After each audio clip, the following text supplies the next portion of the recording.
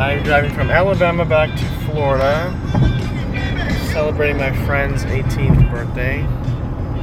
And so, yeah, talk about road etiquette. So clearly, like right now, I'm going a mild speed. So the best thing to advise when you're on the road, if you're a tourist, especially you tourists out there, going from one place to another, is to be conscientious of the, the speed limit. Yeah, that's number one.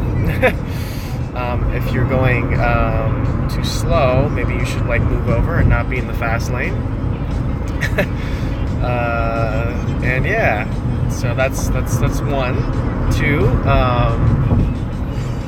just sort of find your way on the road. If you feel like maybe you need to slow down a little bit, move over to the right, If you feel like you need to get out of somebody's way, move to the right. It's just kind of like road etiquette, It's sort of something that is very easy to do, and it's not really that hard to maneuver. And this guy is trying to speed up and acting kind of crazy. Anyway, unless you're like Speedy Gonzalez over here, and yeah, anyway. So here I am on the road, and now see I have to slow down because I'm getting too close to this van right here. Because this guy over here is driving way too slow. So the speed limit is 70, and I'm not going to show you how fast I'm going. But you know what? I think you just go into the groove of how everyone else is moving, I feel like if you're not endangering anybody, you shouldn't necessarily, have to go exactly 70. It's a little ridiculous. The road can be a little ridiculous if you think about it.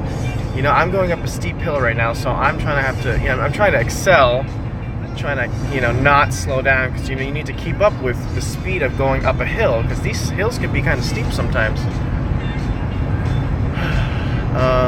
So, continuously moving down the road here, and, there's a lot of 18-wheelers, so sometimes, you really need to be careful of these things, because I think it's always my phobia whenever I'm driving, if I'm near an 18-wheeler, because if I'm near an 18-wheeler, and it's like a heavy storm or something, I'm I get nervous. I have cernophobia, so I always try to jet through those 18-wheelers so I don't get caught in their, their little wind tunnels. Or when it rained one time, I had my Volkswagen. It was very bad because it's a small car. It's an old Volkswagen, not just a regular, year 2000s. It's a smaller one. So, going through the storm was not, it was like the scariest thing ever, because, I got caught in the wind tunnel, as well as I got, it was wet, it was raining hard, I couldn't see through my front windshield. It was really bad.